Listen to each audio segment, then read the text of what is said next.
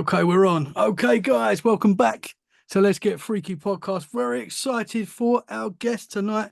We are joined by Jordan Bonaparte. Bonaparte. Did I say it right?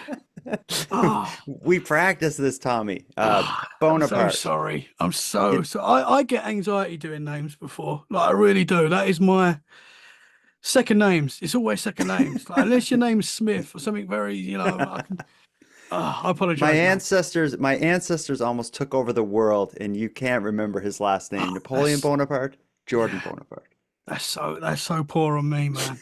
You said that so he was something to do with Napoleon, so I should know this. Yeah, seriously. Was he But Napoleon's right hand man? Is that? Napoleon Bonaparte was the leader of the French back in the day. Oh Uh, wow.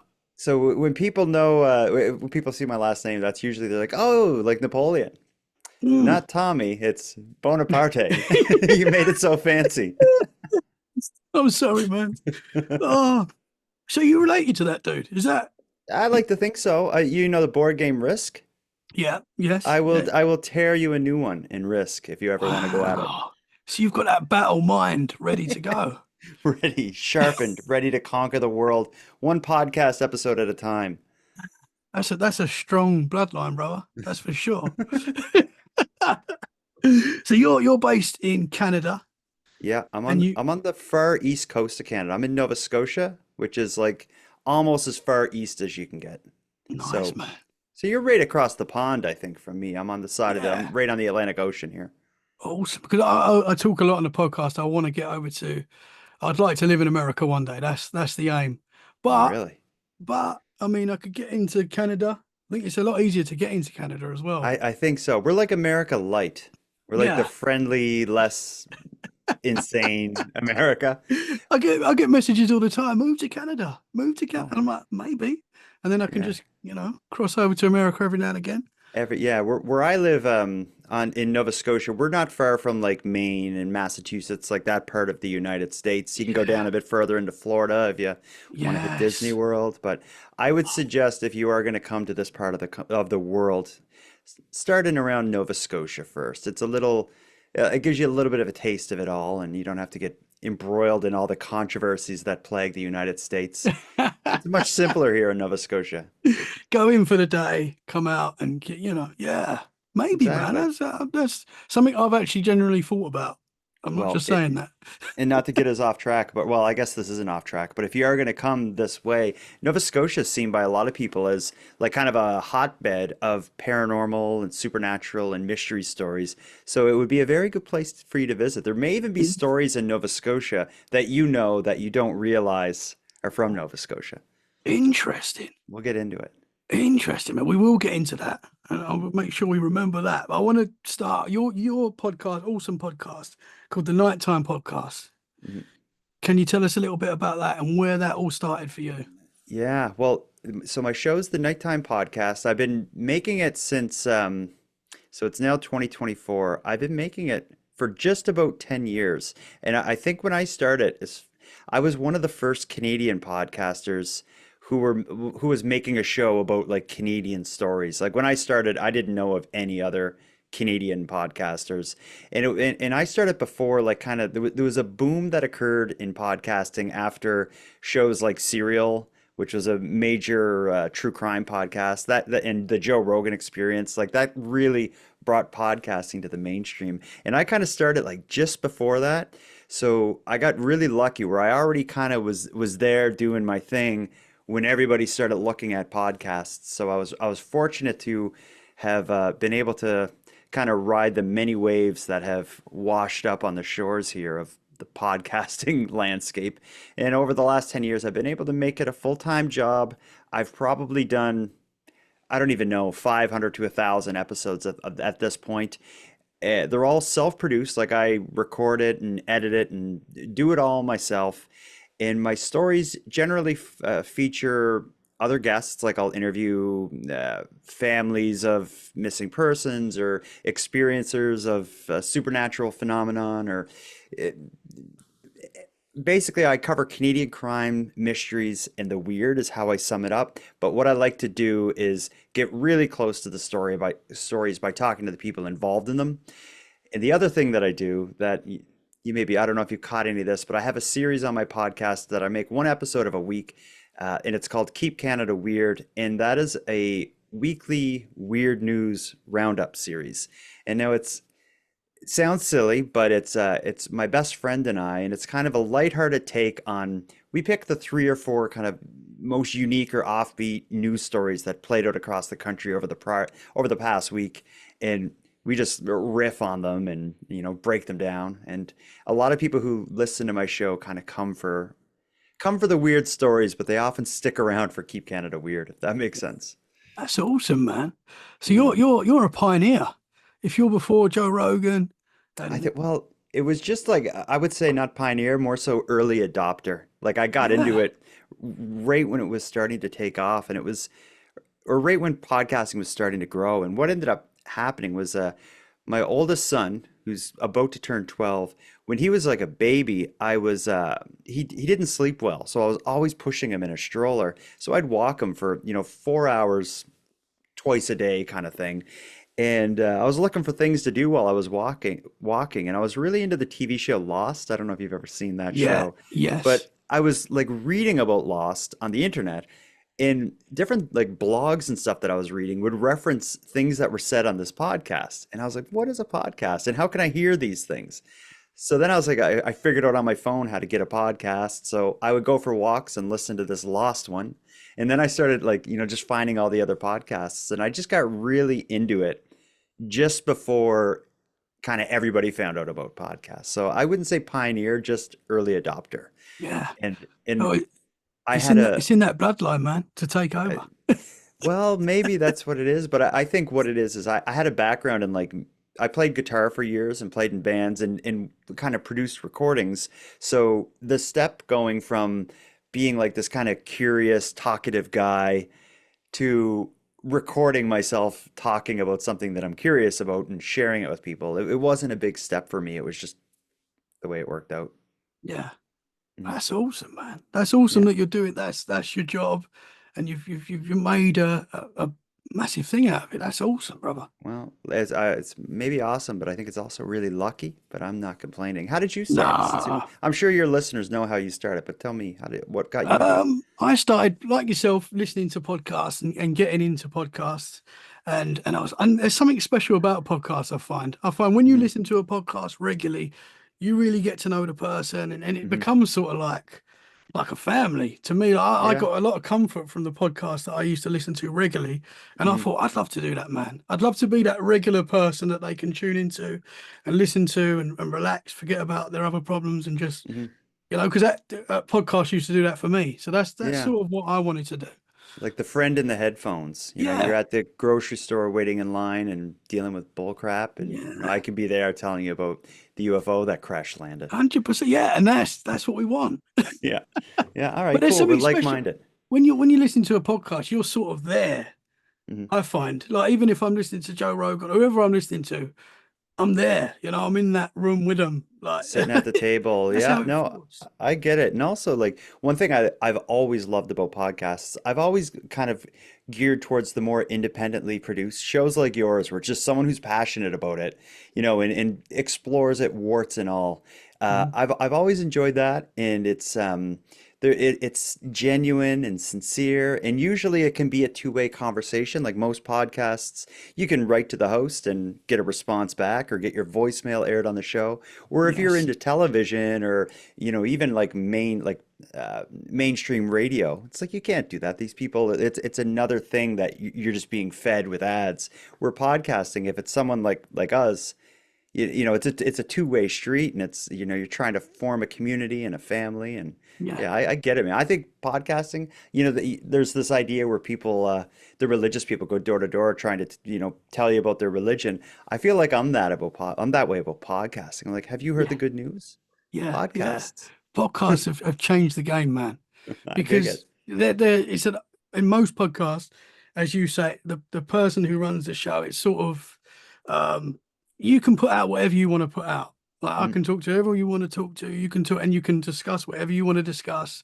and you sort of find your tribe. I find like you put out your vibe, and that's what happens. You find your people, and it's just a great way to it's a great way to get. I would say you get a lot of truth from podcasts. You Oh know, yeah. you watch the news, you don't get any truth from the news now. Yeah. Yeah, But and if it is true, it's spun and biased in yeah, a it's on specific someone's direction. side, and Yeah. yeah, I feel podcasts are quite, most podcasts, it's real, and that's what I I like think about it. the potential's there. That's right. I get it. Yeah, Mm. awesome, man. So, what's some of the paranormal, the freaky stuff that you may have experienced that you might be into? So I get into everything. As far as on my show, I cover the whole birth of it. I do a lot of true crime, missing persons cases, paranormal stories, weird historic events, archaeological mysteries. I like all that stuff.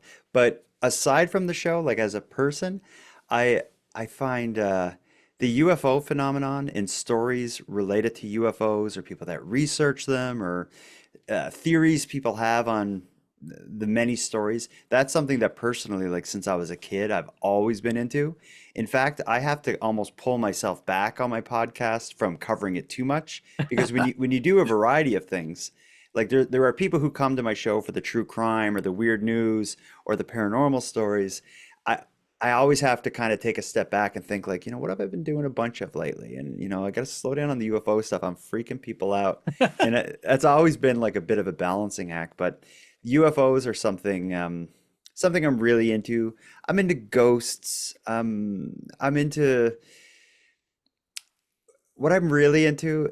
I think if I really think about it, is just interesting people doing unique things. And I find if you're into UFO stories or haunted houses, the UFO story or the haunted house or whatever is just kind of the setting for this unique person to tell you a story.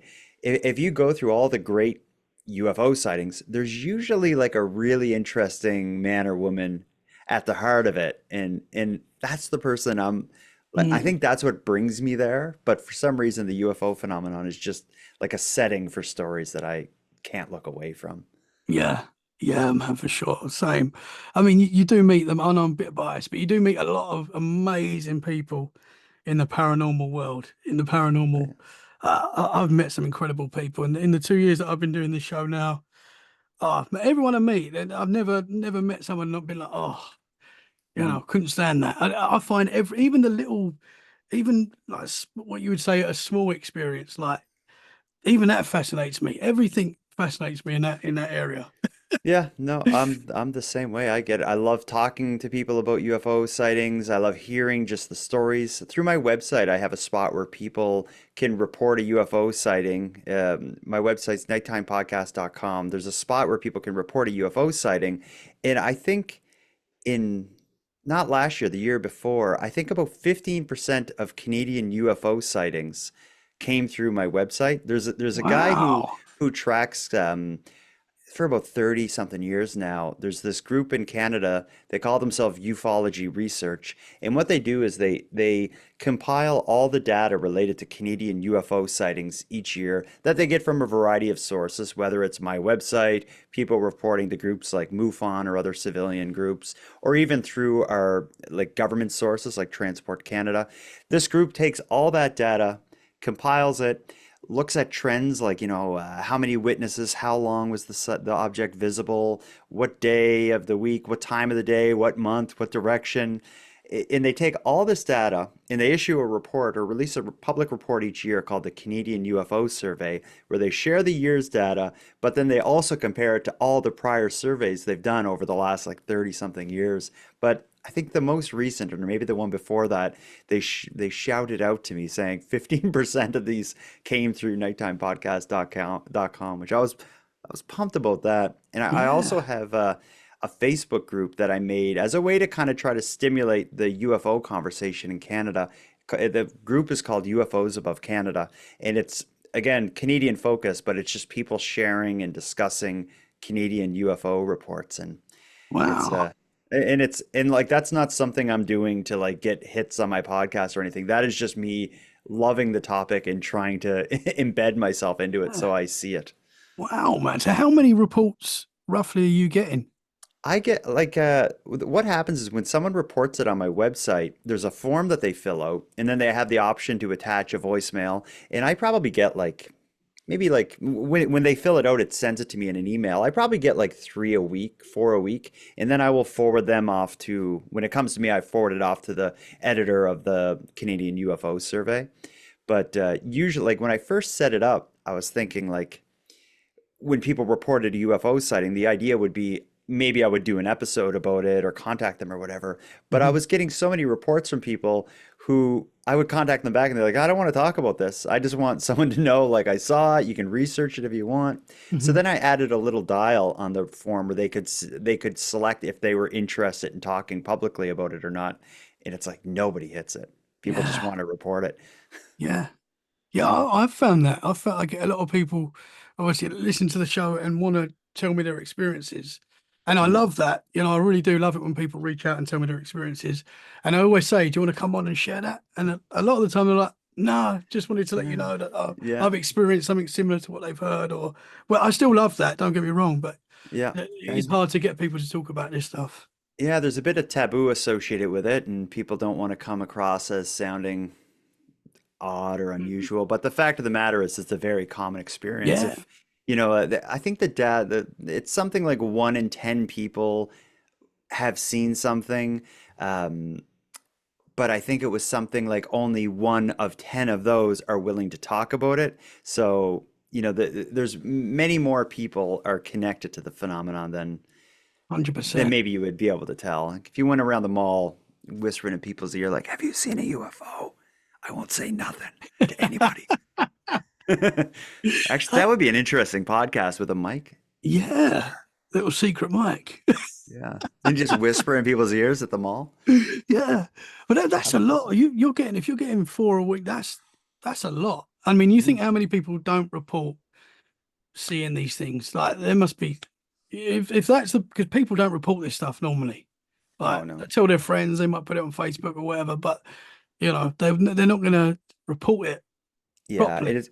I What didn't when seems I've seen stuff. Yeah, I think what happens a lot is, and I notice this trend with the reports that come to me or the activity in the Facebook group that I have is when something's in the news about UFOs, like, the American government released this report about whatever, it's like the next day I'll get like six, and whenever there's something in the news about it, it just drums up the conversation. And some of the reports that I'll get when there's something like that in the news will be, 15 years ago, my wife and I were driving. It's people recalling things that happened long ago that they now are willing to talk about. Yeah. Uh, I can open up one just since we're talking here. I'll read you the most recent one, and this will give you a sense um, of what I get. And this one's pretty short and sweet. This is from a place called McBride, British Columbia, which is in Canada. And I got this on June 27th, but the date of their sighting was the 17th of January. So they're reporting something from 6 months ago. At about 7:03 p.m. was the time, and they have the option to describe the sighting. What they say is, at first I thought I saw a starling, which is a type of bird. So I went into the house to get my wife and came back out and realized they were going straight up and disappeared by another light and a dark object. That sentence doesn't make a lot of sense. I realized they were going straight up and disappeared by another light and dark object. It was very strange. I have a photo that I could share with you. And they didn't attach a photo. They may not have Uh, figured it out. So that one is pretty simple. Let me see if I have anything with a bit more so you substance. you would get in touch with them after and find out more, or What I do is I'll forward it to the editors it's mainly this one guy named Chris Rutkowski, who is a retired astronomy professor from the University of Winnipeg, which is a city in Canada. I think that's the university he's from. And he's the guy that edits the UFO survey and releases it every year. When a report comes to me, it just goes like I'll read it and whatever, but then it goes straight to him to be compiled with his data. But what he does is if there's something about it that stands out as unique or unusual or maybe connected to some other sightings, like if there's a rash of them in 1 week or something, it's Mhm. typically him and his team that'll contact them. If I contact someone, it's more because they're expressing an interest in coming on my show. So I would So- love to have the time to get a report and be like, I'm on my way out there right now. I got yeah. to figure it." Like that would be a Yeah. dream, but sadly, I'm not at that point in my life yet. So have you had any experiences yourself? Oh man, I got two stories to tell you that I think these two combined are why I'm obsessed with the topic. So the first thing is just to give you some context, and this will actually give a bit of the origin story of my show and why the name is so plain, Nighttime Podcast, because this never was intended to be a podcast. Here's what happened is like since I was a kid, I was always really close to my grandfather. I would say like he kind of co-raised me. When I was a kid, my parents split up and my dad worked back shift at like a steel plant. So I was often looked after by my grandmother and grandfather. And my granddad, like he was so far ahead of his time, he would have had the best paranormal podcast going right now. So my granddad anytime I went with him, it was an adventure. Like we would do things like we just walk around and he would look in the gutters and the curb on the street and he'd look for pieces of metal and he'd collect them all. And then we'd go home. This is when I'm like 7 years old. We'd go back to his house and he'd like identify them all and sort them by types of metal, which is just a strange thing, but we did it like I'm not exaggerating. We did it like every day for 2 or 3 hours. We would sort metal. But what else he was really into was CB radios and shortwave radios. So he had like almost like a little radio station in his basement, as well as one that was in his car. So he was just always talking to random people from all over the world that he'd meet on the shortwave and the CB radio and stuff. And he listened to a lot of talk radio, which is very podcast like, just, people just complaining about the government or politics or whatever. He was so into this stuff. But anyway, so that's a bit of the background. But my granddad was obsessed with two things. One is UFOs, and that stems from his belief that he was involved in a UFO experience in 1984. And I'll come back to this because my first and second episode of my show are actually about that, and I'll tell you that story in a sec. But the other thing my granddad was obsessed with is the Oak Island mystery. Do you know what this is? Oh, wow, yeah. Okay, do you know that's in 100%. Nova Scotia? I didn't know that, but I Okay, knew. that's just like an hour from my house. Do you know much about Oak Island? I don't. Wow. I've seen the TV show and I've seen Okay, bits of it. I know that they're looking for treasure and there's a lot yeah. of weird stuff that happens there. Yeah, so Oak Island is it's like an hour and a half from where I live. It's a small island that is home to the world's longest running treasure hunt. We're going on like 200 years of people actively searching for treasure on this small island. And even like what led people to start searching and like it's all like it's gone through so many people telling the story through word of mouth that like the truth is almost lost in the years of treasure hunting.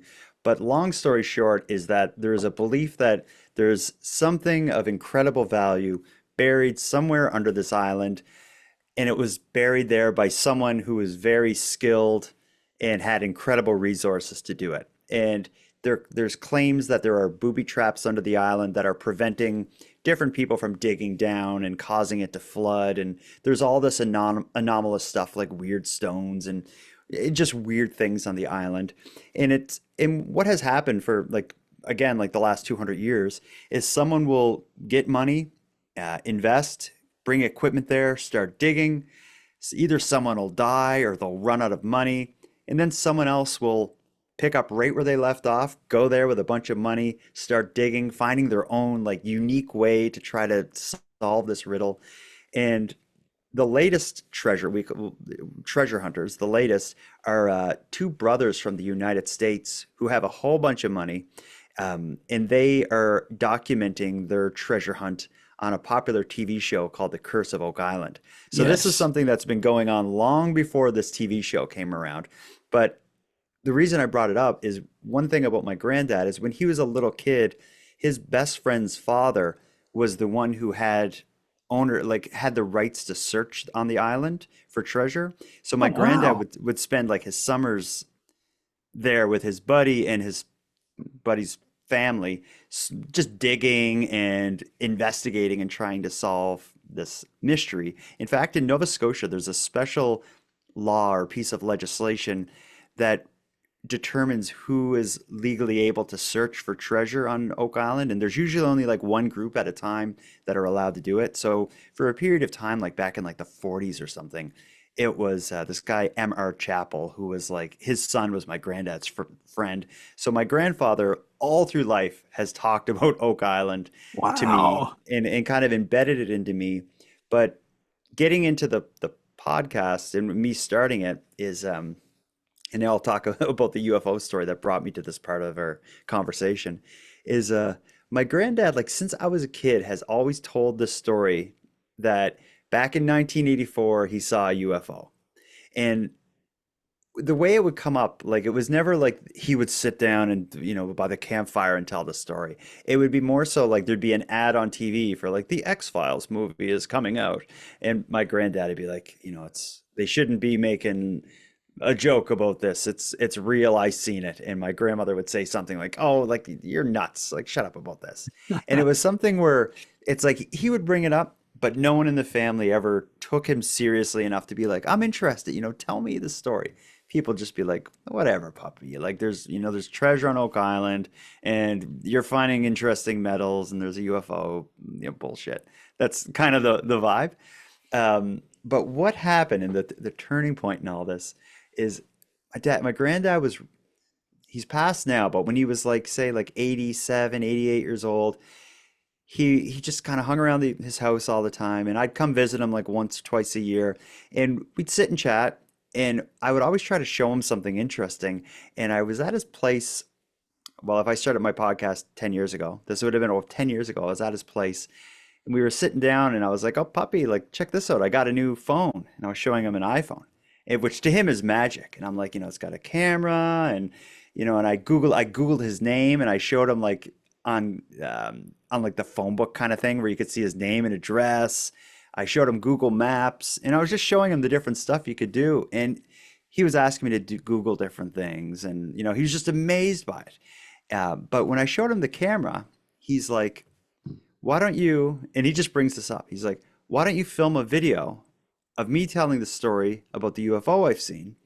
And maybe you can then, research it. And maybe what I think he said, you can go to the library and show them the video." I think is what he wanted me to do, bring a video Wow. to the library of him. So I was like, "Yeah, let's go film this video, puppy." So we go down his bedroom. He sits down on the bed. I just hold my phone up and he starts telling me the story. And I had only heard bits and pieces, little bits of it. I've never heard it in one sitting. And in short, the story he told was that, and I'm going to hit on like the main facts that he says, because this is kind of becomes important.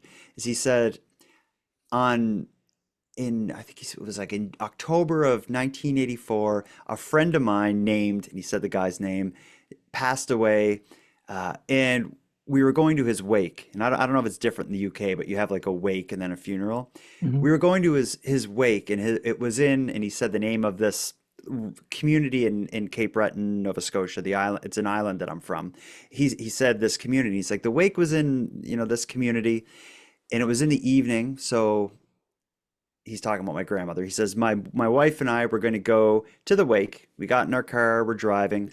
And this area where the wake happened was kind of like we call it the Highlands. It's kind of an area of the island that I'm from that has not big mountains, but it's a bit more mountainous than the rest of the province. But anyway, he said we were just driving through the Highlands on the way to this wake. The sun had just set, so it was just getting dark. Um, Driving up a little like a steep embankment, and he said out of nowhere a light appeared like just above his car that was like brighter than daylight sunlight that kind of just surrounded his car. And he said immediately the car stops, like the engine just shuts off.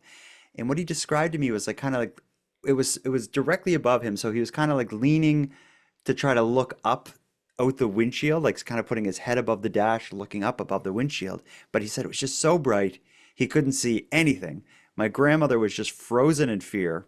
And he said it lasted about like maybe 10 seconds that this thing was above him. No sound, no nothing, just the silent, incredible bright light source directly above him. And then he said the thing just slowly moved from above his car, kind of went down the sort of embankment or cliffside that he was driving near. He saw it pass over a body of water, over some homes on the other side of the water, and just pass off out of sight. And he said he looked at my grandmother. They were both just shocked and in disbelief at what clearly wasn't a helicopter or a comet or anything, because they're in the middle of nowhere. And he said at that point, turns the key, the car starts right back up like nothing happened. I think I left out while the thing was above him. He was trying to start the car and he couldn't get it to start. But anyway, as the light Wow. passes, he starts the car. And they decided at that point, as they're driving the next, say, 15 minutes, 20 minutes to where the wake was, they decided, like, we can't talk about this when we get there. Like, it was crazy, but if we go and tell people about this, they're going to think we're nuts. So they let it go that night.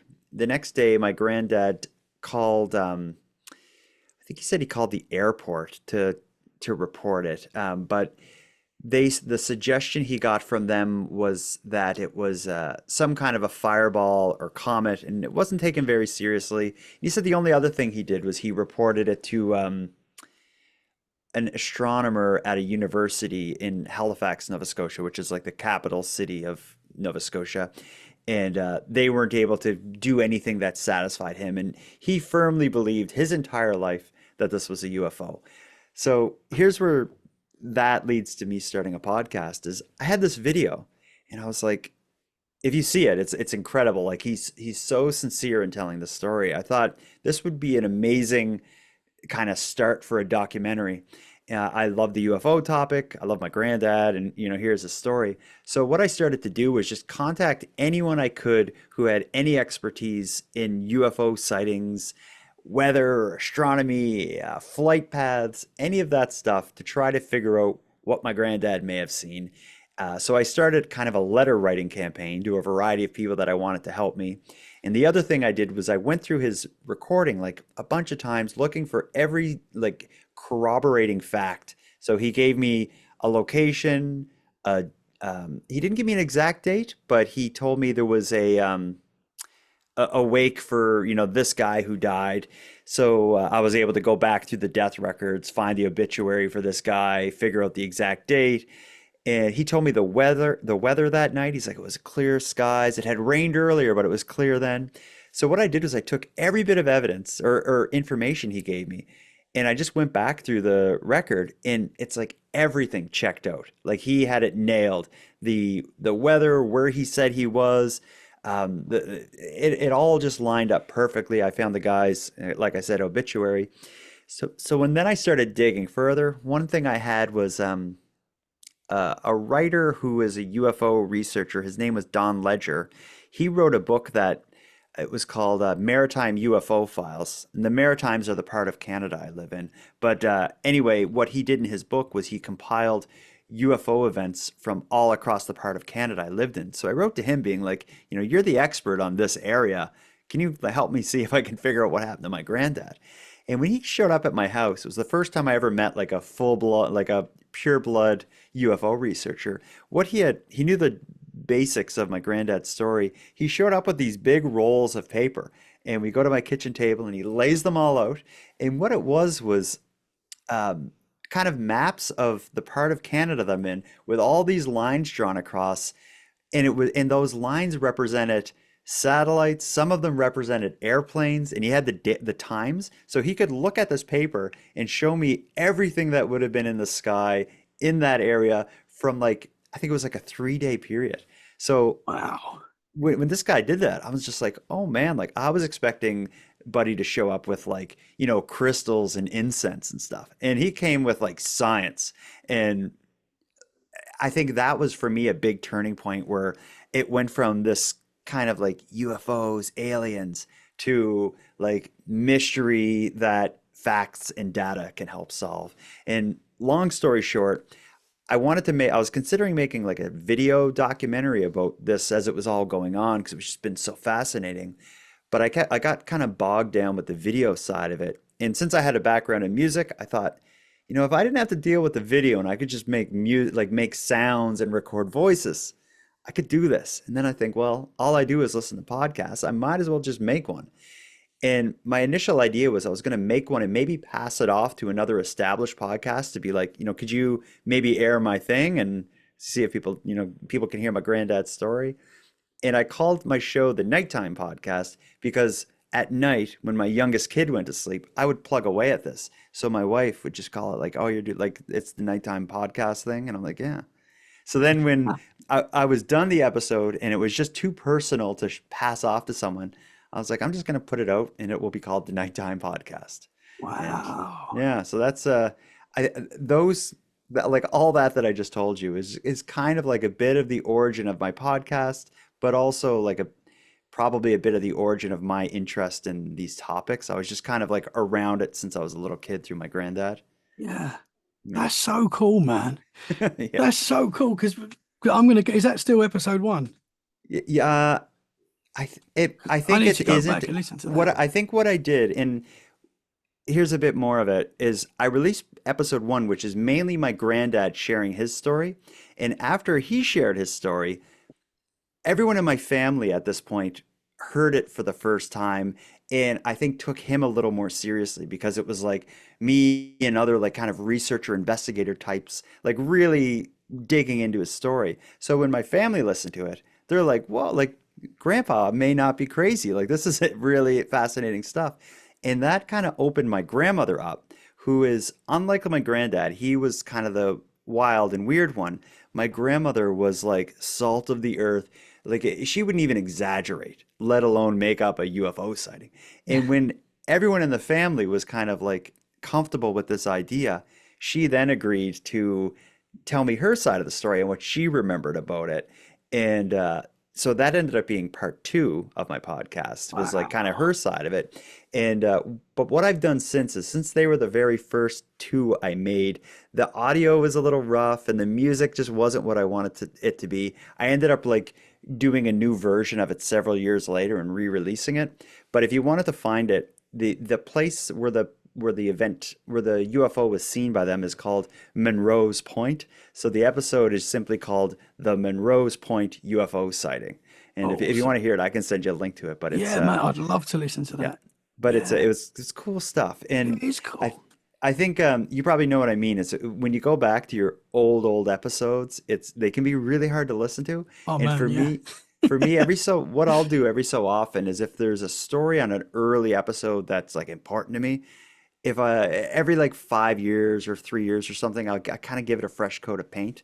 Maybe I don't know if my show changes the music or something, I'll redo that episode with the more modern music and re-release it with new art and stuff. Because if I'm just thinking out loud, next month I'm going to be vacationing, so I'm going to probably pick two or three old episodes and I'll do like a rough remaster and re-release them while I'm away. So that kind of over the years has become kind of a habit of mine. Yeah, So that's yeah, cool. yeah, That's cool. When I listen back to, I've only been doing this 2 years, but when I listen back to the first 30, I not the guest, but I cringe at myself. I'm like, yeah. oh man, I still cringe at myself now when I Oh, listen so to do I. any I episode. But just what I've done to solve that problem is I just don't listen to my own podcast yeah, anymore. I try not. And yeah, but it's like if you don't cringe at your old stuff, then you're not, improving, I guess. So that's a True. good thing. Yeah. Yeah, man. I could actually hear when I listen back to the first, I can hear the fear in my voice. Yeah. Just And I'm being like talking to people. tentative and Yeah, and just trying. Like, I'm a bit more relaxed now. mhm. But yeah, that's so cool though that you got your nan and granddad's version and you've got it recorded forever. I think there's something really cool about that. Yeah. Did their story match? Did their y- the, it was the same story, but the difference is my granddad was very much like describing what he saw and what it could have been and how it may have been powered and how it moved, where my grandmother was more describing the fear and the embarrassment and like worrying what other people would think. So it was kind of like he was like the physical version and she was more the psychological wow. experience. So Yeah. that really I thought the two of them together like really told a complete story and both of them, like when you hear them talk, it's so sincere and genuine that, like, I don't think, and yeah, they're my grandparents, so maybe I'm biased, but I think when you hear it, there's no question that they're both 100% believing and honest in what they're saying, and Yeah. that's something like when you cover the UFO experience and UFO events, getting the eyewitness. to tell the story is so important because it's generally all the facts, or God forbid there's a photo of it. And that just, I find that ruins it. If you show me a photo, I'm just like, I'm not interested anymore. It's, it's like this blob on a black background. I'm like, that doesn't do it." But if you sit and talk to them, then you're like, Mm. all right, now we Yeah, got it. yeah, So I just, it's my toxic trait is that I will sit and listen for a UFO story anytime, no matter what's going on. yeah. Same, man. That's why I do this show. I can just sit there and listen to people tell me their experiences. But that's Yeah, so cool because my granddad, he had an amazing UFO experience, and he used to tell us all the time. And it was a little bit of that, like half the family were like, "Oh, he's talking about his UFO again," and it was yeah, like they didn't really believe him. But he always told the story the same, and he stood by it. And I believe him. Obviously, I've yeah, experienced stuff myself. I uh-huh, would love to have him telling that story on record, but I haven't. yeah. Sadly, he's passed now, and I won't ever be Mm, able to do that. But yeah, that's special, man. yeah. My granddad ended up passing maybe 3 or 4 years after we did that episode. His health really quickly declined at the end. But one thing is, in his final 3 or 4 years, it was all he talked about was that UFO story, that there was a podcast about it. And it was like that episode did really well, so it got a bit of local coverage. It was in the newspaper in our hometown, which is a small town, but for my granddad, like having that in the paper was huge. He was in a nursing home, like an old folks home, and he was giving all the nurses and orderlies, he's giving them the newspaper to trying to get them to listen to the story. But it was, and any time I talked to him the last 2 or 3 years of his life, he'd ask me, "Did you get any emails about it? Did anyone reach out to you?" Like it was, Yeah, like I could say it made like the last 3 years of his life. Just that interaction, and yeah, like having the video and audio of that. Oh, man, I cherish that yeah. 100%. That is Yeah, in special, man. fact, I don't know if you can see behind me. You see this hat right here? Yeah, yeah. The That's my flat cap. granddad's hat. Oh, that's awesome, man. Yeah. So we're close. That's We were so real close. cool. That Yeah, is but really cool. yeah, so I keep that close because he's a big part of the inspiration for like doing it, and like I'm just doing my best impression of him, I think. Yeah. But Man, he would be a cool guy to get on the show. Talk about Oak Island, oh man, his he'd UFO let it rip. experience. Wow. Yeah, but and so when you asked, like I think you asked earlier, like how I got into it, and I said, or if I had a personal experience. So my whole situation with my granddad is one.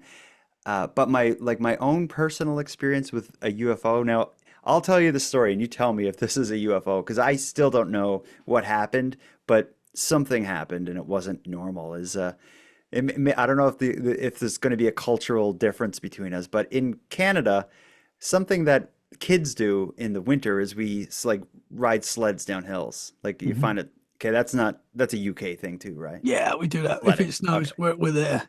We're there. Okay. So I lived on like this dead end street that was on a hill. And so if you went to the last house on the dead end street, you're at the top of the hill, and there was a massive hill that goes down into like this foresty area. And so it was just an amazing spot to go sledding in the winter.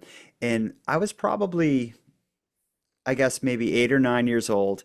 And I remember it being a school night, and it was all the neighborhood kids. Like my dead end street, like all the homes were kind of built at the same time. So it was a bunch of young families bought them. So although there was only, say, 20 houses, there was probably 30 kids spread amongst those 20 houses. So we would have some epic games of road hockey, hide and seek. And when it was like a nice night for sledding, all bets are off. Like everybody was out doing it. But anyway, we're all sledding. It's nighttime, sun has set. We probably have like a half hour before we got to get back home because it's a school night. And of course, what you do is you sled down, you pick up your sled, you walk your way back up the hill. And I remember very clearly being at the bottom of the hill. I'm picking up my sled, starting to walk up it as my older brother is coming down the hill towards me. Um, and kind of like what my granddad experienced. There was this sort of sound in the sky that wasn't like an explosion. I describe it as almost being the opposite of an explosion. It was like rather than a boom, you could almost hear like just that ambient sound of like the trees blowing in the wind and crickets off in the distance, and just the sound of being outside, you could hear that almost get like sucked into a vacuum. So it went from the ambient sound of night to just like complete silence all of a sudden. And there was just like a second of that. And I remember being like, what the? And I just kind of looked at my brother like, what the fuck? And then all of a sudden, an incredible bright light that made it so that kind of like the section of the hill and a bit into the woods that we were on, it just all lit up like daytime. Like I remember, since it's all snow, I remember it just reflecting into my eyes so bright that I like covered my eyes to be like, because you know, when it's, if someone shines a bright light in your face at night, it was kind of that effect. And I can remember covering my eyes as my brother kind of stopped sledding next to me. Then we can hear like the other kids at like the top of the hill and the kids on the hill. Everyone just starts like screaming, like panicking. And then the light ends or stops or whatever was causing it. And then you can hear the sound kind of come back in the sky. And as Whoa. soon as that sound came back, and like it's hard to describe this, but to go from like complete and utter like dead silence to just the natural ambience of life happening again, it was like crushing on your ears. So the light ends and that sound comes back, and everybody just like split, like flipped out. We're all like, what the? You know, I remember running up the hill carrying my sled. Uh, we all ran home. And when I say we all, I'm talking like 15 or 20 kids on my street that would have been there. Everybody just like left and went home. And I remember telling my parents, I think we said like there was some kind of an explosion in the sky. And we, you know, everybody described it the same way, but it was just something that nothing was done. We didn't like report it or anything. We talked about it maybe the next day, but it wasn't until years later where I was just like, that was really bizarre. And we all kind of got talking about it. It was actually about the same time that Facebook came out. Because I remember writing to some of the people, like, you know, I've been thinking, my brother and I were talking about it. And I wrote to another one of my neighbors that I haven't seen in like 15 years. And it's like, I was thinking about that time we were sledding. Like, do you remember the thing with the light and the weird sound? And this guy who, again, I hadn't talked to in years, is like, remember it like it was yesterday. And it's, Wow. yeah, I don't know what it was, but Man. I do you mean, have any ideas? that does, I mean, especially the fact that the sound stopped. I hear Yeah. that a lot where it's sort of like, I don't know, something's taken over that area and everything else stops. And that's interesting, man. Did you I see, I know you said you saw the ground light up. Did you see anything in the sky?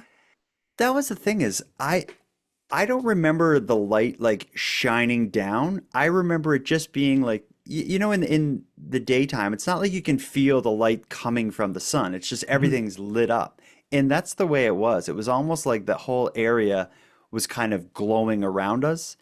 I don't remember there being like a spotlight above or anything. It just seemed like our area that we were in was like it was like bright like daylight. So it went from zero light to 100% light.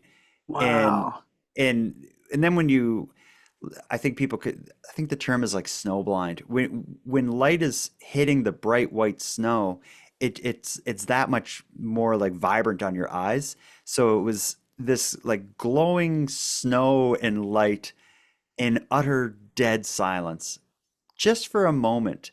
But when it ended, like that moment where everybody where things went back to normal and everybody just split and just scattered towards their houses Yeah. all at once. And we were all young, so it wasn't like we would have like strategized what we were going to say. Everyone's just like, I'm out of here. Like this, that's Yeah. really weird. You knew what you were seeing wasn't right and you were gone. And that was it. Yeah. And I didn't think UFO at the time. This would have been before X-Files, which opened a lot of people's eyes to the UFO phenomenon, especially with like kids and stuff. Like I would have had an idea at this time of a UFO, but I would have thought of it as this alien ship where you could, see someone with the wheel behind like a glass window. Yeah. Um, but when at the time that this happened, I didn't think of it as anything other than weird and not right and like kind of scary. Yeah, man. Was it a little bit like, when you get an eclipse and it's light and then it goes dark for like Mhm. a little while and then it's light again? Sort of like that? sort But of like the that, other way except around. no, like that, except the other way around, yeah. But with an eclipse, it's a gradual thing. This Hmm. was like just like it just happened. The only thing that wasn't gradual is there was a moment where the sound stopped. And by a moment, I mean enough time for you to just be like, "What? Like, what's happening?" And then the light hits, and then the light goes out as the sound comes back, and we scatter. Like this, the whole thing would have lasted probably 5 seconds, but though each one of those seconds was so shocking and unexpected that it's Yeah. just embedded into my head. I still like it's one of my earliest memories, really. I remember getting lost in the woods when I was maybe 5. I remember this, and then I remember hating school. That's it. That's it. That's I'm the with you order. there, man. I'm with you there. Yeah. That's Matt. The thing that's really stands out for me is that the sound cutting out. Because I mean, Mhm. if it was something like a meteorite that was coming over and lighting up the area, why would that it wouldn't affect the sound? I wouldn't have thought. No, and maybe like if the sound was, birds and things like this, maybe something happening in the sky would kind of startle them too, so they'd shut up. But Hmm. I'm talking like, if you stood outside in dead silence right now, you hear the wind hitting the trees, you hear something off in the distance. To Yeah. me, it sounded like um, someone took the world's largest vacuum and just sucked all of the sound out for a second. So it was just Interesting. Yeah. And have you ever been like I know you're sitting there where you record, but it's not like a studio. Have you ever been like in a recording studio where there's no reverb or just dead silence? It was like Yeah. that. Just Yeah. complete silence just Wow. for a second. Yeah. But I don't know what it could be. My only thought is, there's lots of weird electrical phenomenon that happens in the sky, like odd types of lightning, and there's something called ball lightning that's this kind of freak occurrence that needs the perfect circumstances to occur, and science doesn't really understand it and hasn't really been able to master it yet. So Mhm. there are things that happen in the sky related to electricity and whatnot that we don't get. Maybe just some freak one in a million thing happened to occur where a group of kids were sledding in rural Nova Scotia. And maybe whatever electrical thing happened, it interacted with like the sound waves or something. Like it sounds weird to say, but that's kind of in my head what I've thought of is that it's some freak weather phenomenon that interacted with the vibrations that carry sound because like of course the sound is just a vibration passing through the sky. Maybe whatever happened with this freak weather thing disrupted that for some reason, but I've never been able to find anything else like it or ever really hear a story that kind of shared that same that Yeah. same thing. I don't know. Yeah, man. I mean, I've talked to people that have seen UFOs and they've described it as like sort of everything around them sort of stopped. Mhm, And I guess that sort of sound as well.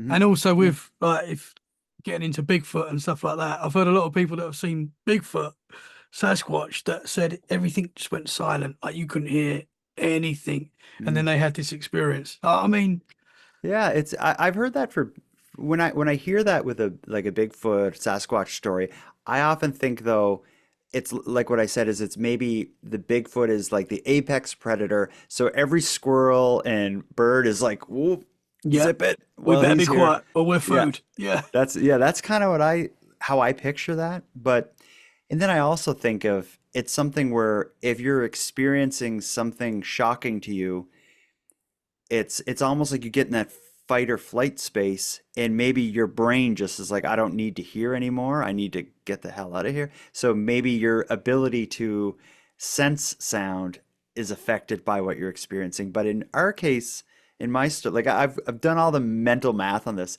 For me, it was like the sound happened and then the shocking light. So yeah, yeah, but that's strange. it is interesting how people perceive sound in these events, though, and it's, both sound and time. Like, so Yeah, many, if you get into paranormal and supernatural stories, so many of them involve either lost time or anomalous event, anomalous perception of time or sound. Yeah, it's interesting, but sound and time, those are things that really exist in the human brain. So when you're talking about weird things happening, it's not unexpected that that stuff gets mixed up too. Yeah, yeah.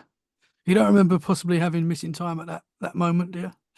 No, and there was enough of us there experiencing it together, that I wouldn't have been in, like, that was never been a part of that Yeah. experience for me anyway.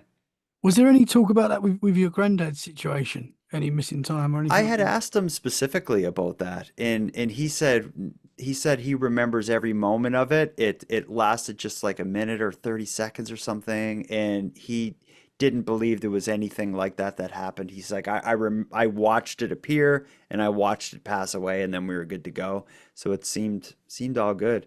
But as far as the perception and flow of time is, but I like to think when you hear of a UFO experience that involves missing time and losing track of time, I can't help but think it's either the experiencer is passing out, which could be possible from the shock of it, or if I don't want to say I believe, like, aliens are sucking people up and experimenting on them or something, but I think if they did interact with somebody, they probably would be able to kind of turn you off as they do Yeah, that. So yeah, I'd be pretty freaked out if I had an experience that involved missing time. yeah, I'd be, man.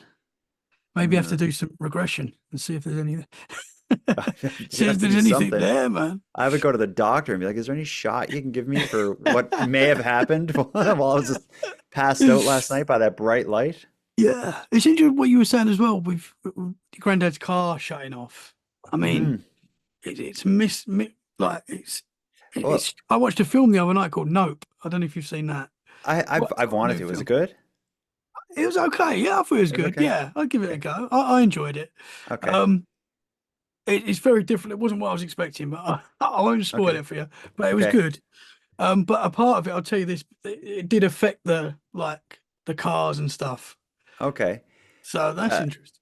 but yeah, I asked when I was doing my research for my granddad's story, I was asking and trying to find other stories involving problems with electronics or combustion engines. Because when my granddad's story, it happened in 84. I believe it was 84. Might have, yeah, it was 84. And I think he said his car was like a year old.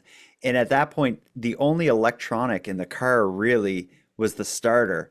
And like once your car, it was a combustion engine. So once your car is running, like electrical interference shouldn't really mess with that. Yeah, And that was something that my granddad also was puzzled by. He said, like, whatever it was, it stopped my engine, and I don't know how it was able to stop my engine because yeah.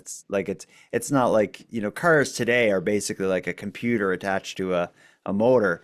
In Mhm. 1983, it was very different. You Yeah, certainly didn't have power windows or air conditioning or any of that other fancy yeah. stuff. That's wild, man. Well, could you imagine what a UFO could do to like a Tesla nowadays? Oh man. Yeah. You're driving a Cybertruck and one of those things Switch it flies over off you. like that. Yeah. Oh my God, you're gonna just explode. So a difficult question because obviously we don't know, but what is your opinion on the UFOs are? What do you think is going on? I know that's difficult because we're all Yeah, guessing. well, there's lots of different like hypotheses people have on what the explanation is. There's of course the extraterrestrial hypothesis that it's something coming from the great beyond to interact with us in some way. Um, I like that idea because it's fascinating and exciting, but I've always been more into the idea that it's a natural mystery, a natural phenomenon that is a mystery to us that we don't understand. And that could be electrical, weather related, who knows? But I think a lot of what's seen in the sky, it, again, is some kind of natural phenomenon that escapes the average person's understanding. But I think there's probably a bit of everything. Hmm. I just my thought with the whole extraterrestrial explanation for it, I just find it hard to believe that they can travel through space and time, get here, and then crash or like or make themselves visible. Like if they were able to get here and do all this stuff, why would they not have thought of a way to have it so that the stupid humans can't see them.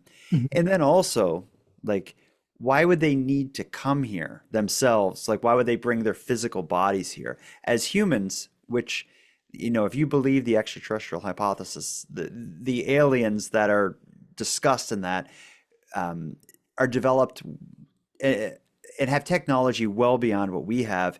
Even as humans, if we want to explore Mars, we don't send like five guys in suits or butt naked to walk around there. We send like this little rover that even if there were people living on Mars, they probably wouldn't even notice our little machine that's just cruising around doing experiments.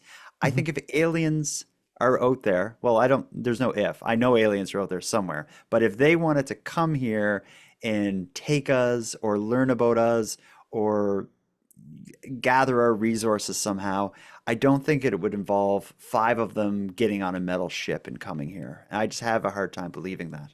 Yeah. But again, that said, I think it would be more amazing if there wasn't other life in space than if there is. I'm certain there is other life out there. But Yeah. what's your take on it? Like you, I think it's a mixture of all these things. I think there could be possibly extraterrestrials visiting us, but I do think there could be an unseen world around us as well that we sometimes get a glimpse of, possibly Hmm. interdimensional. Hmm. Um, I don't know, man. I mean, I've seen stuff myself in the sky that I can't explain, so I know there's Hmm. stuff out there. Yeah, but what it is, I don't know. Does some of us get a glimpse every now and again, and that's why we see these incredible things, and then Hmm. I don't know, man. Yeah, I but hope we find out. yeah, but a part of me does. But then again, it's like, is marijuana legal in the UK where you are? I don't think so. Okay. Everyone does it, but I don't think Okay. it is. Well, so here's what I'm going to compare it. Here in Canada, marijuana, like weed, has been legalized for, I don't know, 6 years, 7 years or something, maybe more. But it's legalized now. But my whole life, weed and marijuana and grass, whatever you want to call it, it was like this secret thing that you had to hide and go through all this effort to get, and it was exciting and it was this rush. And as a kid, it was just like so great to get some and get involved in it. Then when it became legal, I was just like I'm done with that now. I want nothing to do with it. It just makes me tired and hungry. Yeah, I worry if someone knocked on I get a letter in the mail. It's like, Dear Jordan, this is the head of the American government. Here's the truth about the whole thing. I would read it, and then the magic's gone. Like, yeah, I think, like we talked about at the very beginning of our talk tonight, is the UFO phenomenon is like the setting for so many interesting people in events and experiences, and there's so much to talk about and kind of just toss that all around like this crazy salad. I think if you pull the mystery out of it, all that just goes away. It's yeah, like yeah, I don't even want to know. Some people say, yeah. when you die and you go to heaven, do you want to know? It's like I don't know. If I die and I go to heaven, I want to still not know, so I can find like the five interesting people in Yeah. my corner of heaven and be like, "What do you guys think? I know what you mean. What would There's we something talk about?" magical about that mystery. Yeah, certainly, and Yeah, it's but I still and want to it's know, man. It bugs me. I know it does bug me, but I'm sure it's like you said, a mix of all the Hmm. explanations, and there are so many great UFO events in the world that are their own rabbit holes that you can go down, and they all seem so unique and different. Hmm. Here in Nova Scotia, we are home to what's most people consider we they call it Canada's Roswell, actually. Roswell, that UFO Yeah, story. There's an event in Nova Scotia that occurred in '67 in a small fishing community called Shag Harbour. People simply call it the Shag Harbour UFO event, but it's been dubbed Canada's Roswell because it has some similarities to Roswell in the United States, but happened in a small fishing village, and it involved reports of of an object crashing into a body of water, but not reports by like two or three people. Like pretty much a whole community saw it. And what really made it interesting was initially the belief was that it was an airplane crashing into the water. So it was reported to emergency responders, which then sent like the Coast Guard and dive teams to try to figure out what happened to this plane and is there survivors. So there was a massive search that occurred, and everybody kind of saw the same thing. but they ended up not finding anything. And in the water, the only thing they found was like a thick sludge of like sulfuric smelling like foam over the water. Um, which is weird in and of itself. But after this had happened, it turned out that there were reports of UFO events all across this part of the country for the days leading up to this, and this seemed to be kind of the climax of three Wow. days of like UFO reports. So it has become a well-researched and often discussed UFO story. If you've never gone down the rabbit hole of reading about the Shag Harbour UFO event, Yeah. it's really something. Quite a few good books and good documentaries even on YouTube about it if you search that. And Yeah. even if you don't like the UFO story, the name Shag Harbour is like hilarious. Yeah. I've definitely heard of it. I've definitely, but and they say they didn't find anything. This is the Yeah, thing. This yeah, is of the thing. course. Well, But I the find it wild when so many people see it, and there's so many reports of the same, like the Phoenix Lights in mhm, Arizona, mhm, similar sort of thing. Thousands of people saw that and mhm, reported it, and all had their own sort of different. I mean, some people were describing it differently, which I find interesting as well. mhm. Yeah, Even but though on it's the same night they saw it at the same time, but they saw it slightly differently or their own perception of it. But I mhm. find that interesting. Yeah, it's something like when you hear a story from, I was outside having a cigarette and I saw this. That's one thing. Then it's like me and my buddy saw this. That's another thing. Then it's like this guy and this unrelated person both saw this. You're like, all right. And then when Yes. it's like these 17 unrelated people, one of them is a cop, one of them is a pilot, and one of them is a police or I don't know, a engineer, they all saw it. That's when you're like, all right, we're cooking. Yeah. And with Shag Harbor, that's the way it was. It was just people across this fishing community saw a bright light lower flying through the sky, descending, hitting a body of water, and yeah, it's Yeah. something. And then they But try and say it was a flare. And you're like, yeah, well, listen, I know what a flare looks like, man. mhm. You know? Yeah, that was one theory, but with Shag Harbor, but with Shag Harbor, it wasn't one light. It was like I can't remember the exact number. It was something like seven lights, kind of in a line. And the reason they thought it was a plane is, when a plane flies overhead, there'll be a couple lights on the wings and stuff. So they kind of thought it was that. But when it hit the water, um, people went to the water, like to the shoreline, to see what was going on, and they could see the light in the water. So they assumed it was the plane slowly sinking. They ended up hopping on a fishing boat. One of the people who were one of the early arrivals to the scene that was a witness. He was a fisherman who had his boat not far from there. So they got on his boat with a cop that responded because someone called like 911 or whatever the equivalent was in 67. The cop and a couple of the witnesses and this fisherman, they got on the boat and went out to the scene where they saw this light. At this point, the light had descended far enough into the water that they couldn't see it, but they were rushing out there expecting to see people fighting for their lives to, stay on top of the water. But all they found was all this like stinky foam, like a yellowish foam, and they rushed out to save lives like while they were waiting for the Coast Guard to show up with real ships. But Yeah. this event, one thing that's interesting, I'm really into comic books, and there was this comic book series back in the early 70s simply called UFO sightings. And every episode of the comic book or edition of the comic book would have a couple UFO sightings uh, done in comic book form. There's actually one about the Shag Harbor event, and I have it here, not nearby to show you, but I have it upstairs with my That's comics. But cool, man. it's when you even the comic book adaptation of it is like Yeah. tells a fascinating story. That's awesome. Did they Yeah, find out what the phone was? no, no, and didn't know none was taken, no testing was Ah, done, and yeah. but yet it remains a part of the story. When it's talked about, that foam is always like, oh, what was that? Some Yeah. people believe if a flare hits the water, I don't know what gets spit out of a flare, but I like I could me being like an idiot who knows nothing about flares, I would expect there to be some weird foamy stuff on the top of the water. That was kind of a thought, but people have done research into that in the context of the Shag Harbor story, and apparently that doesn't explain what would cause this foam. So Yeah. I don't know.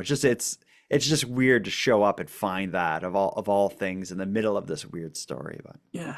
It would have been great if someone took a jar full of it, and but Yeah, too that's what I bad was now. thinking. You would have thought they would have done that, Yeah, analyze it, or maybe but they did, and they're just not telling us. yeah, I mean that's you're probably right. My conspiracy mind. Yeah, but the guys who get out there, these fishermen, like they see this foam, they still think there's a plane down there. Their thought was, oh, I guess no one got off the plane. They're all just sunk. Yeah. So they didn't like they weren't thinking in 50, 60 years there's going to be like a UFO festival in this town and everyone's going to be coming here talking about this because that's what happens now. This little community of Shag Harbour, I don't know what the population is. If it's 1,000, then I'd be surprised. But every year on the anniversary of the event, they have a UFO festival where the whole town kind of like turns into UFO city, and people come from all over to meet the witnesses, talk about that event, and share other stories. And in fact, the UFO festival in Shag Harbor has been kind of growing in size, and they're starting to bring in some pretty big like speakers and stuff. So it's a big deal. Awesome, man. Just Yeah. shows you the impact that that made on the town, and Oh hell yeah. oh, And interesting, man. yeah, seeing that these are the stories that I love. Yeah, and maybe it didn't crash. Maybe it was just flying in and going into some secret underground Well, bunker, or yeah, well, there's this, the UFO is one thing, unidentified flying object. People often will discuss something like they call USOs, unidentified submersible objects. And this Shag Harbor story is one of the early examples of a UFO story that involves the object going underground or going underwater. Mhm. And there's this whole other side of the story where this happened in Shag Harbor, Nova Scotia, isn't too far from a military base that does like sonar and stuff to kind of look for submarines. And there was anomalous reports over the following days after this event. So some people do believe that something came from somewhere else, went into the water, and stuck around for a little while. Who knows? Interesting, Mhm. interesting, man. Yeah. Like you, I'm fascinated by everything to do with that. Super interesting, man. Have you had any other paranormal experiences to share? I know we've gone over our time a little bit. Yeah, that's all right. I like for me that one event on the hill was what I point to as my experience that could be paranormal or supernatural. I've always been wide open to it though. Like when I was a kid, I was definitely doing like the Bloody Mary in the mirror, playing with a Yes. Ouija board. Like I'm wide open to the idea. If there is a ghost in this house that I'm in right now, I would love it if he come chill with me, he or she.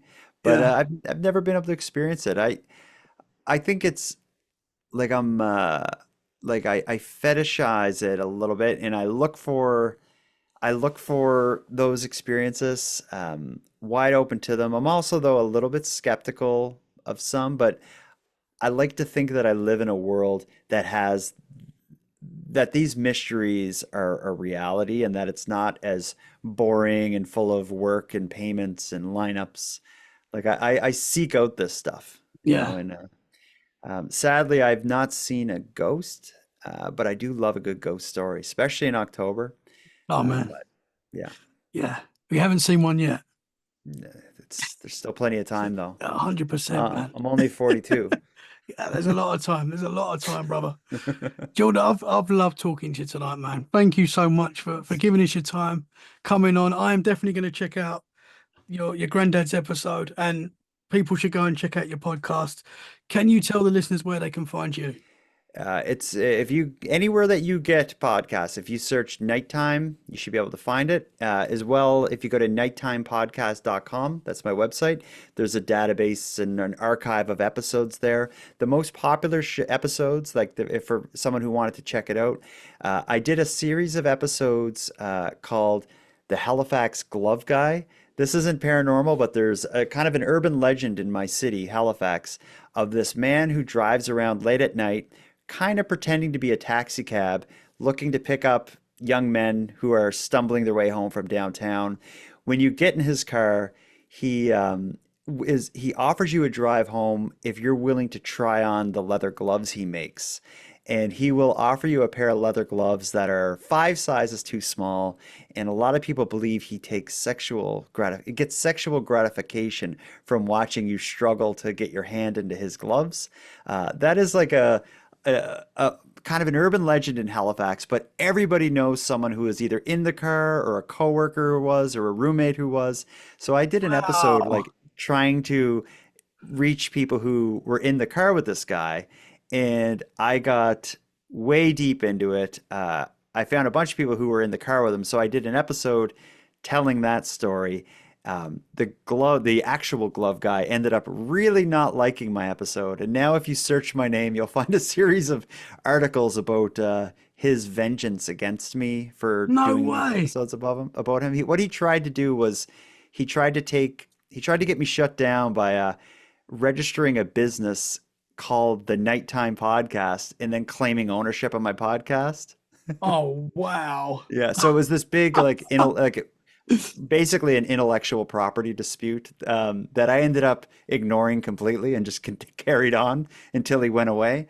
But Man. the episodes about the glove guy, I did 3 episodes about that. Those are very popular. And the other series that I did that is the most listened on my feed is an episode series called "The Story of Lindsay Suvarnarath." Lindsay Suvarnarath was a woman from the United States who was obsessed with the Columbine massacre, which was a school shooting in the States. She spent a lot of time in message boards talking to other people who were interested in the Columbine story, and she ended up meeting a young guy who lived very near me and formed a relationship with him online, and they decided to meet in real life with plans of committing a mass shooting inspired by the Columbine shooting at the mall near my house, basically. Fortunately, she ended up getting arrested when cross at the airport in Halifax, where I live, while she was trying to cross the border. So the border security got her. She got arrested, and when he found out she got arrested, killed himself. But she, while waiting for trial, like in jail in Halifax, at that time my podcast was played on college radio. So you could hear it on the regular radio. So when she was in prison, she could hear me talking. And I guess she thought I was like honest and open to talking. And she didn't like the way the news was describing her. So she ended up uh, contacting me and agreeing to come on my show to tell her side of the story. Wow. And it's like honestly, it's some of the darkest stuff you'll ever Man. hear. What But that episode is one, that, man? Do you know what that's number that is? it's I don't number them. Oh, If you okay. just if you search her name, Yeah. Lindsay Suvanarath, it's like a Souvanarath, something like that. Yeah. Uh, I think it's like a 7-part series. The first 3 are her describing her crime, what they were going to do, how they got caught, what life's like in prison. And then the following episodes are me speaking to researchers about different parts of her story, like someone who's an expert in this subculture called Columbiners, which are people obsessed with Columbine. There's an interview with someone who was an expert on radicalization, specifically with white supremacist movement, because there was some of that going on. And I even had a firearms expert because they went as far as to actually have firearms that they were planning to use to do this. When I was doing the series, I had a guy write to me who was a firearms expert, and he said like what they had, they would not have been able to do anything. And he volunteered to come to Halifax and take me to a shooting range with the actual weapons, like the actual models they had. And one was a shotgun, and this guy brought it, and he said, this girl, Lindsay Suvanarath, I think she weighed like 95 pounds or something. And he said, Jordan, I'm going to take you to the shooting range and I'm going to give you the same gun she would have had. And I'm going to fill your pockets with the shotgun shells. And I'm going to scream at you. And I want you to load the gun and shoot it at a target while I'm screaming in your ear. And let's see like how much damage you do. And we actually did this. And the guy's yelling at me and I get the thing in and I can hardly like get it going. I cock it. I shoot it, I miss the target, and the blowback on my shoulder was so bad that like the next day I couldn't even lift my arm. But Oh, I did an man. episode with that guy too. But so Wow. Man, yeah, that sounds super interesting. yeah. But I'm going to I be have checking that out for hundreds sure. of episodes of this stuff if you go Yeah. through my feed. Yeah. Awesome, man. Awesome. I can't believe the glove dude came for you. That is wild. When we get off this recording, Google my name and glove guy, and you'll see articles about it that will blow your mind. It's way more salacious than I made it sound, That's I'm sure. that's scary, man. Well, brother, Yeah. I will be checking it out for sure. Everyone needs to go over and check it out now. Thank you so much, brother, for your time. Guys, thank you so much for listening. We'll be back very soon for more freaky conversations. In the meantime, stay safe and keep it freaky. Bye for now. Thank you very much, sir. That was awesome. That was awesome, Tommy. Thank you.